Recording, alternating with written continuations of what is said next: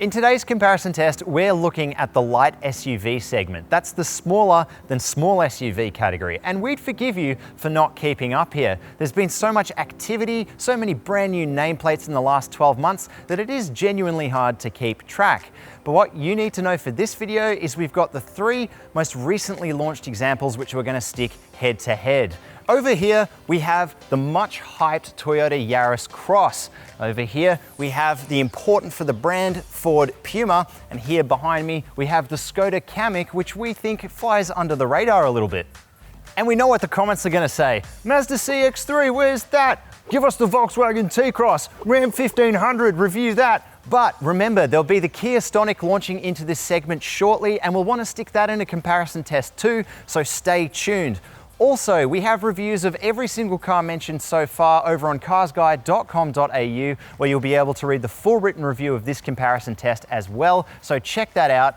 And as always, remember to hit like, hit subscribe, hit the bell notification icon if you're watching on YouTube to stay up to date with all of our latest videos.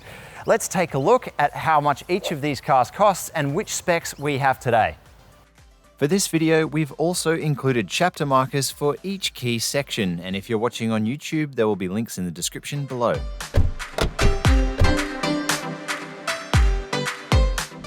First off, we'll look at the Skoda Kamiq. As with all Skodas, it gets less airtime than perhaps it deserves and shares its underpinnings with the yet-to-launch Scala hatch, or the more familiar Volkswagen T-Cross. Ours is in base 85 TSI guise and wears a before on-road cost of just under 30 grand. Next up is the Ford Puma. An important model for the future success of Ford in Australia, the Puma is based on the Fiesta hatchback and has the brand's latest design language and also offers its latest features. Ours is a base model simply called the Puma and wears a matching price tag to the Kamiq of just under 30 grand. Finally, we have the Yaris Cross. It's based on, you guessed it, the new generation Yaris hatch, and at over 30 grand, it's the most expensive car here. That's because we have it in mid-grade GXL hybrid two-wheel drive guise, because we wanted to find out if Toyota's signature hybrid tech would really set it apart from the others.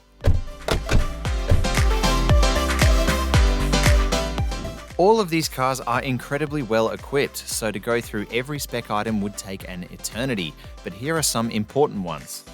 Every car gets a multimedia touchscreen, although the Yaris Cross has the smallest unit at 7 inches, while the others both have 8-inch units. They are also all Apple CarPlay and Android Auto compatible, but only the Skoda can have wireless CarPlay, albeit as an option. The Puma and Yaris Cross also score built-in sat-nav, but again, it's part of an option pack on the Skoda, while the Yaris Cross is the only car here to miss out on wireless phone charging. All cars have digital instrument screens, but only the Puma misses out on a fully digitized dash. The Skoda easily takes the win in this department with its truly impressive virtual instrument cluster that it shares with Volkswagens and Audis. All cars get push-start ignition, but only the Puma misses out on keyless entry. The Skoda is the only car to score a powered tailgate and comes with a whole bunch of other goodies which we'll explore in the Practicality section. The Puma is the only car to score a massage function in the seats, and the Yaris Cross is the only car with a standard front and top-down parking camera. Finally, each of these cars gets a pretty healthy safety suite, and we'll take a closer look at that later too. Despite each of these cars trying to appeal to a very similar demographic at a very similar price point, each one takes quite a different approach to its design language. While we know that this is a bit of a subjective area, we'll take a closer look at each one and point out some notable things. First up, let's take a look at the Skoda. At first glance, it's the most conservative of the three, but the more I look at it, the more I like it. There are so many little details like the pattern work in its LED light clusters and the detailed grille element, which is made up of tasteful materials. Down the sides of the car, I like its stout top and tail. It also has huge wheels and is the lowest riding of the three here, giving it the sportiest demeanour. Round the back, it's brought together neatly by those patterned taillight clusters and Skoda letterwork. In fact, this car looks so much like a hatchback that it's really for someone who doesn't want to look like they're driving an SUV. I love that, but it is the most serious business of the cars here. Next up, we'll take a look at the Ford Puma, which wears the brand's latest design language out of Europe. It certainly looks European with all of its bubbly curves, and it's the kind of car that just demands your attention. You just can't stop looking at it. How can you turn down its smiley face? I like the line that starts with these bubbly LED clusters, then works its way over the wheel arches and the roofline and descends into the profile for a coupe-style look. Round the back, it finishes compact with equally quirky light clusters. Height-wise, the Puma falls in the middle of the three. Then finally, there's the Yaris Cross. It brings some of that youthful attitude of the Yaris hatch while clearly fitting into Toyota's busy SUV lineup. In the office though, its face proved controversial, so maybe it's not quite for everyone.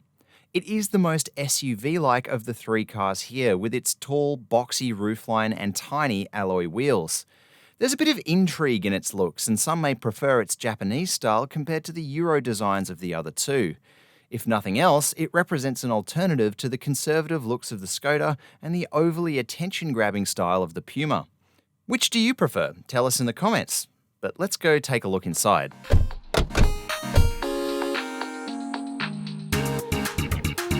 Now, before we start, I want you to remember that the Yaris Cross is the most expensive car of these three, and for the money, it's hard not to be disappointed. Now, don't get me wrong, there are some cool things in here. I like the funky dash cluster, I like the cascading cutaway of the dash design, and I like the wheel too, that's really cool. But the seats prove to be the least comfortable over the long term. There's no padded surfaces for your elbows, and this is also the only car without a center console armrest box, and that really kind of lowers the cabin ambience in here, which is a bit of a shame. There is a good reason for that, which we'll get to later, but the real killer is the quality of the plastics. They're just the cheapest, nastiest feeling plastics of the three cars on this test, and well, for the most expensive car here, that's a shame. Now, the back seat of the Yaris Cross does have a few issues, and one of the main ones is that door doesn't actually open very far, which could be really annoying if you're trying to fit a child seat or something like that, load some luggage. Now, behind my own seating position, it is quite tight. I've barely got room for my knees, and headroom is a little low too, especially with this descending roofline, and that conspires with these windows here, which are heavily tinted, and this high belt line here. It just makes it feel like a bit of a claustrophobic space. The seats aren't that comfortable either, and there's no power outlets or vents for rear passengers. But the Yaris has something that the other cars don't get, and that's this lowerable center, I don't know what you call that, back of a seat. It has some cup holders in it, and it acts as a bit of an armrest too, so that could be a little bit more comfortable over a longer trip. Here in the Ford, and the first thing you'll notice is how narrow and tall it feels. And while you'll definitely get used to it after spending some time behind the wheel, once you're hopping in and out of the other cars on this test, it is a notable downside for maybe a larger person, a taller person. One of the other things we noticed here is none of that is helped by how close all of these dash fittings are. The screen is very close to your face, but for that reason, it is quite ergonomic with all these buttons and toggles, and everything's really easy to use while you're driving. The other thing I like is how spongy and solid the wheel feels, and it's quite fun to hold while you're driving, although there is a bit of a wow factor missing here. It's just one big slate of grey material. It doesn't have a digital dash like the other two cars, and it's missing a bit of the fun factor of the Yaris's interior or the classiness of the Skoda. It's just a bit plain. One thing that is good is the seats are the only ones here that have a massage function as standard in this base car, and there's nice padding for your elbows and a small console box too. In the back seat of the Puma here, the doors do open a little bit wider than they do in the Yaris Cross, but you still need to duck down quite a bit just to get under that descending C-pillar there. I have a little bit more knee room and maybe a little bit more headroom in this car than I do in the Yaris Cross 2, but because of these black cladding pieces, it is still a little bit claustrophobic in here. I'm pretty comfortable. The seat cladding is pretty good, although there are cheap sort of nets on the backs of the seats, and again, there's no adjustable air vents or power outlets for rear passengers either. The Skoda feels as much like a hatchback on the inside as it looks like from the outside. There's also a notable jump in interior quality and seat quality in this car than there is over the other two. All the materials in here are excellent. There's varied textures, nice leather touches, and even like little bits of suede on the seats here with excellent padding too. The multimedia system's really easy to use with shortcut buttons, but Our car, we actually found that the Apple CarPlay and Android Auto system didn't work. We'll be forgiving, we'll put that down as a glitch, but it does have a big wow factor, especially with that virtual dash cluster in there. It's just the best by far of the three cars here. Now, the other thing you'll notice is you've got excellent padding for your elbows. Even the door in here, it's just really nice. Like, there's a solid layer of it, and the center top box console, it's got one of those as well with a little bit of room too. Compared to the other two cars on this test, the Skoda is luxurious. I've got miles of knee room, I've got miles of headroom, and the door here opens the furthest by a long shot. I also feel like it's a bit of a glass house in here with all this window space, so it feels the least claustrophobic. And I also feel like it's the widest here too, and it continues with the nice seat trim and padding for your elbows as well. It's also the only car of the three which gets adjustable rear air vents and 2 USB-C ports. Excellent.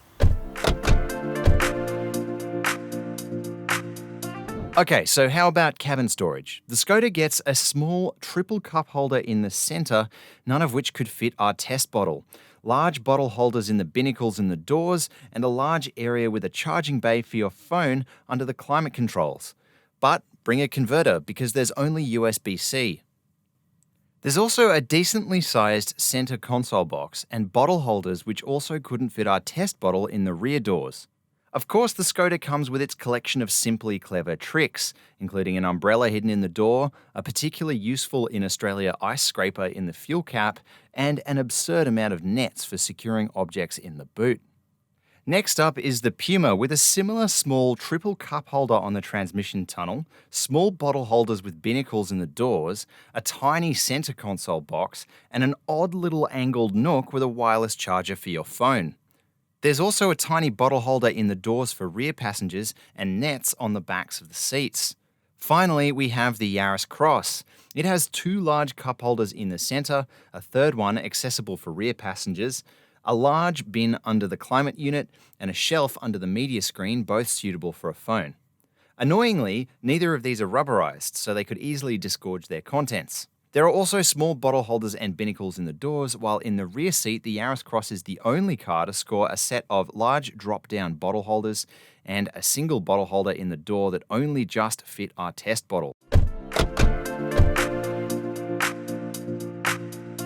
How about boot space? Well, this one's too close to call, with all 3 cars landing very close to each other in terms of sheer capacity. Each one also has its own trick. The Skoda has the aforementioned nets and little extras. The Ford has a huge underfloor area, while the Yaris has a floating floor and individually folding rear seats. Two of our competitors here have very similar engines. The Skoda Kamiq and Ford Puma both have 1-litre 3-cylinder turbocharged petrol engines with healthy outputs. They sound like fun, but we'll get to that shortly. The really different option here is the Yaris Cross. It has a slightly larger 3-cylinder engine with no turbo, but it's mated to an electric motor as part of Toyota's hybrid drive. It still has the lowest overall outputs of all the cars here though. How much of a difference will this make behind the wheel? Let's find out.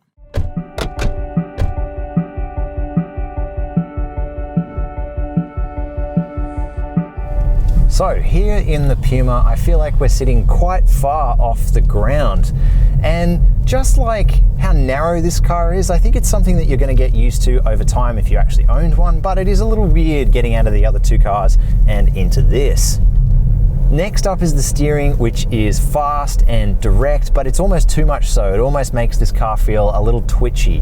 I was surprised to find how confident it was through the corners. This is definitely the corner carver of the 3 cars we had here, and when we had it on a bit more of a spirited drive loop in the national park, it was the most fun of the 3 too, so it kind of does live up to its exterior promise a bit.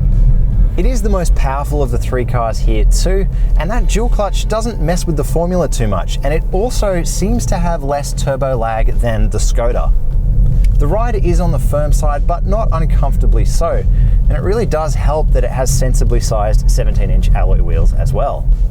I gotta say as well, the Puma has the most satisfying engine tone of these 3 too. It's really cool, it's kind of gruff and unexpected. That having been said, it's also really quiet in here. In fact, I think it has the quietest cabin of the 3 cars on test, and so that's really good too. So I think overall, if you're buying a small SUV that you want to have a bit of fun in, you could do worse than the Puma. It is really quite a bit of fun, and it lives up to that exterior promise really well.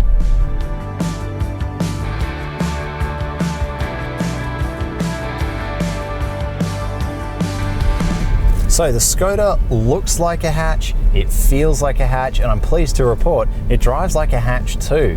It's not for someone who wants that big commanding view of the road, it's more for someone who wants to ride low down and feel like they're a bit more connected. The Kamiq has really nice, light steering that's really friendly around town, but it doesn't lack that feel either. So it can still be quite good on the freeway. When it comes to the Kamiq's ride, it's really well settled over almost every surface. The only area where it approaches its limits is when you hit those really sharp bumps, and that's not because of the ride at all, it's more because of those giant 18-inch alloy wheels.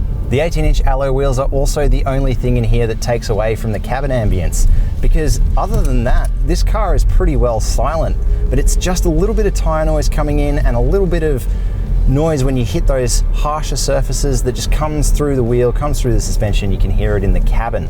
I'd really like to try this car with something like 16-inch alloy wheels just to see how that feels.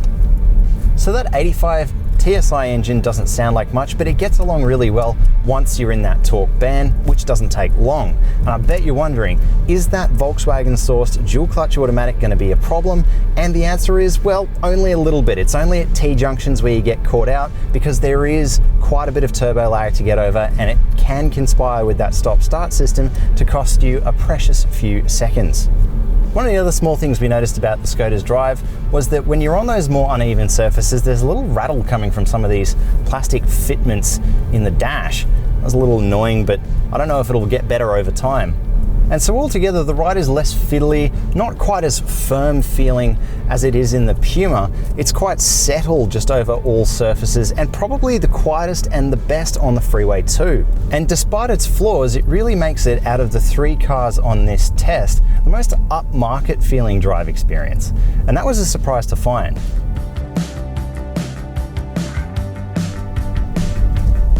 So here we are in the Yaris Cross. I have to say, again, it's a little bit disappointing behind the wheel. It's got that signature Toyota hybrid drive, which I was hoping in front drive would feel just like the Corolla, but it just doesn't. It doesn't quite cut it. It's silent, and then suddenly that harsh 3-cylinder engine cuts in and just takes you out of the immersion, and it's such a shame. And that's because otherwise there's a lot of characteristics about this car which are perfect around town. It's got really light steering. We did a reverse park test in this car, and it was by far the best one from a low speed steering point of view. It was the easiest to park. And it also has that electric torque from a get-go that is just unbeatable. Like, even though the other 2 cars don't quite have that glitchy dual clutch takeoff that you might expect them to, this car just takes the cake from that instantaneously, silently available torque. But then again, that engine cuts in and just takes you out of it, especially under heavy acceleration, which you're gonna need to do a lot of, because this car has by far the least power, and you can feel it. This car also feels the most like an SUV of these 3, and so if you are after that commanding view of the road, I think this car has an even better view than the Puma. In terms of overall ride and handling, I think the Yaris Cross doesn't feel quite as good compared to its competitors as the Yaris hatch, and that was a real surprise to find too. There's also a harshness to its ride compared to the other 2 cars here. It seems quite soft over the front, but then it's quite harsh over the rear, and that leads to some uneven moments.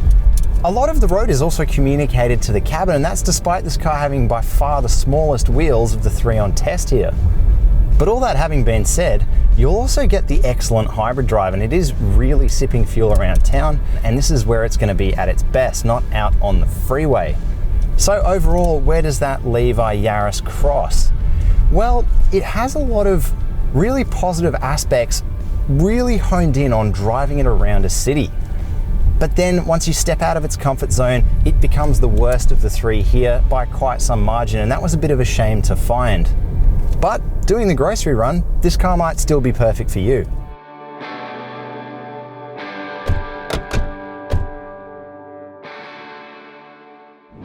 One car should be a clear winner here, the Yaris Cross with its hybrid system, and it easily took the crown.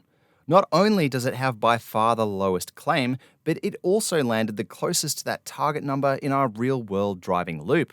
It has the added bonus of being able to run on 91 unleaded. The Puma had the highest claim, but in the real world landed between the others, while the Skoda had the highest real-world consumption and variance from its claim, but was still within reasonable bounds considering our test loop. Both the Puma and Skoda require mid-grade 95 unleaded for their turbocharged engines.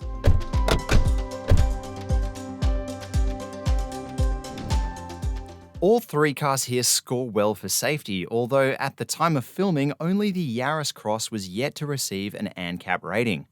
The Puma and Kamiq, on the other hand, have 5-star ratings to the 2019 standards. All cars have healthy active suites, considering the fact that none are top-spec variants. All have freeway speed auto emergency braking, and all have lane keep assist with lane departure warning. Blind spot monitoring is standard on the Yaris Cross but optional on the Puma and Kamiq, while only the Yaris Cross misses out on driver attention alert, and only the Kamiq misses out on traffic sign recognition. Adaptive cruise is standard on the Kamiq and Yaris but is an option on the Puma. The Yaris Cross has 8 airbags with 2 center ones for front passengers emitting a center console box, while the Kamiq has 7, including a driver's knee airbag, and the Puma is left with the standard array of 6. For a full breakdown of our safety items, hit pause for the table on screen.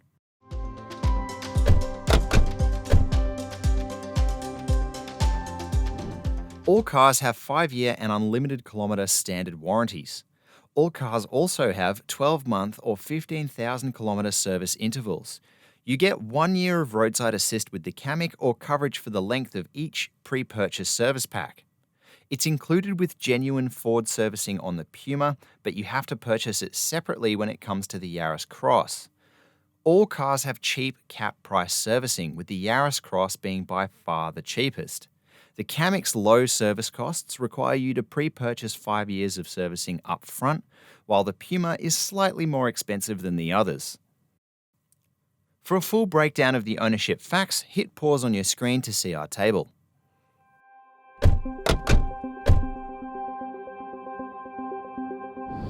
While all three cars here have a really similar intent, it's clear that each one also has a distinct personality. The Skoda is conservative and sensible, the Ford is fun and new, and the Yaris Cross is economical and really honed in on that city purpose. But against our 8 review criteria, which you can read all about over on carsguide.com.au, we did have a winner, and it was the Skoda Kamiq. It just feels a cut above the other 2 cars on this test in most areas.